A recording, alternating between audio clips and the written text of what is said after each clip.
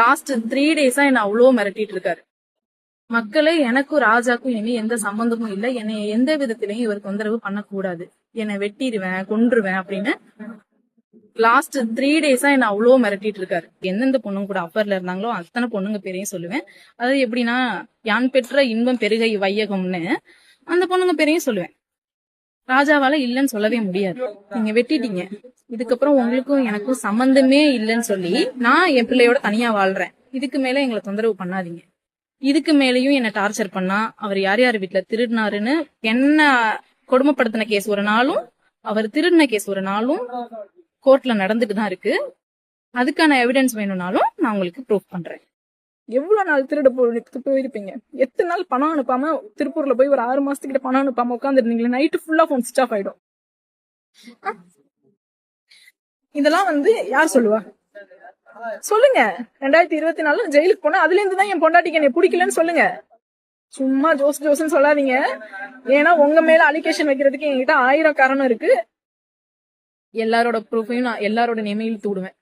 ராஜா, நீங்க என்னை கல்யாணம் பண்ணதுல இருந்து எனக்கும் என் பிள்ளைக்கும் ஒண்ணு செலவு பண்ணது கிடையாது. என்னோட 10 பவுன் நகையும் இங்க பாருங்க, கழுத்துல தாலி கூட இல்ல. என்னோட தாலி முதற்கொண்டு அடகுல இருக்கு. ராஜா, நீங்க ஜெயில வெளில 40 நாள் கையெழுத்து போட்டீங்க. சோ அந்த கையெழுத்து போற டைம்ல சோறுக்கு கூட வழி இல்லைன்னு தாலியை முதற்கொண்டு அடகு வச்சேன். கொள்ளக்காட்டுலதான் அடகுல இருக்கு, இன்னும் திருப்பல. நம்ம உண்மையா உங்ககிட்ட படுத்த பாவத்துக்கு அந்த பொண்ணுங்களோட பேரும் வெளில வரும். என்ன நடந்தாலும் பரவாயில்ல. நீங்க ஜெயிலுக்கு போனப்போ உங்களை ஒரு 2.5 லட்ச ரூபாய் கிட்ட நான் செலவு பண்ணி வெளியில எடுத்திருக்கேன். என்னோட 10 பவுன் நகையும் அடகு வச்சிருக்கோம். வறுமையின் காரணமா அடகு வச்சிருக்கோம். அந்த 1 கிராம் கூட நீங்க திருப்பி தரல, அதை வித்திருக்கேன். இது எல்லாத்தையுமே என் பொண்டாட்டி தான் எனக்கு சம்பாரிச்சு போட்டு பாத்துக்கிட்டா. அதனாலதான் என் பொண்டாட்டி எனக்கு ரொம்ப பிடிக்கும். ஆனா அப்படி பாத்துக்கிட்ட பொண்டாட்டியவே நான் சந்தேகப்பட்டு அடிச்சேன். அதனால அவன் என்னை வெறுத்துட்டான்னு சொல்லுங்க. என்னைய அடிச்சு காலை உடைச்சாங்க. அதுக்கப்புறம் காட்டுக்குள்ள கூட்டு போய் வச்சு அடிச்சாங்க. ரவுடிய கூட்டு போய் காவலுக்கு நிக்க வச்சு காட்டுக்குள்ள போய் வச்சு அடிச்சாங்க. தஞ்சாவூர் அன்னைக்கு நைட்டு வீட்டுக்கு வந்து ராஜா கூட தான் நான் தூங்கிட்டு கழிவறை அமைக்கப்பட்ட அடுத்த நாள் சம்பந்தமே இல்லாம வீட்டில் உள்ள பெண்கள் மொட்டை அடிச்சாங்க. வயதானவர்களை அடித்து இரவு நேரங்களில் நகைகள் பறிப்பது, கோயில் உண்டியல்களை உடைப்பது, ஒயின் ஷாப்களை உடைப்பது போன்ற பல்வேறு செயல்களில் ஈடுபட்டு வர்றான். சோ அந்த பகுதிகளில் உள்ள மக்களுக்கு இதை ஷேர் பண்ணுங்க. தனியா இருக்க பெண்களுக்கு ரொம்ப யூஸ்ஃபுல்லா இருக்கும்.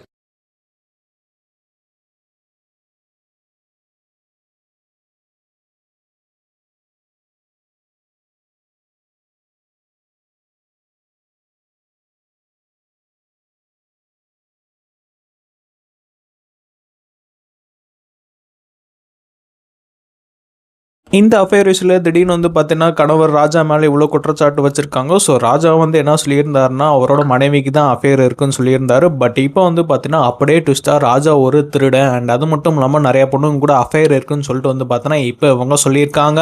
ராஜா சில மாதங்களுக்கு முன்னாடி இந்த பிரச்சனைலாம் நடந்து ஜெயிலுக்கு போயிட்டு வந்ததுக்கப்புறம் ஒரு வீடியோவும் போட்டிருந்தாரு. ஸோ அந்த வீடியோவில் என் மனைவி யாருமே திட்டாதீங்க, நான் தான் கோவத்தில் பண்ணிட்டேன், இந்த மாதிரி பார்த்தீங்கன்னா ஒரு வீடியோ போட்டிருந்தாரு. பட் மறுபடியும் ராஜா தன்னோட மனைவி நமக்கு வேணும்னு சொல்லிட்டு திருப்பி அவங்கள டார்ச்சர் பண்ணுறதாகவும் அண்ட் நிறைய ஃபோர்ஸ் பண்ணுறதாகவும் பார்த்தீங்கன்னா இப்போ இந்த உண்மைகள் எல்லாத்தையுமே சொல்லியிருக்காங்க.